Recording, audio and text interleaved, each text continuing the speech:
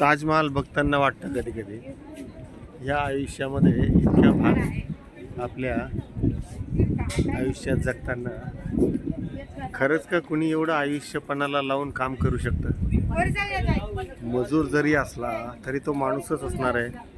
माणसाने हे बनवलं अशी सुद्धा कल्पना कधी कधी येत नाही. इतकं त्याचं तंत्रशुद्ध घडणीची टेक्निक आहे. तिचा हा प्रत्येक जेव्हा आपल्याला ताजमहाल समोर उभा राहून आपण बघतो तर वाटत नाही की खरंच हे माणसाचं कार्य असावं की त्याच्यामध्ये तांत्रिक बाब आणि याच्यामध्ये सौंदर्य इतकं दडलं आहे. त्या सौंदर्याचा खरंच हा पाठपुरावा करताना काय मेहनतीने ते केलं असेल, काय ताकदीने ते बनवलं असेल, त्याचे विचार कधी कधी आपल्याला थक्क करतात.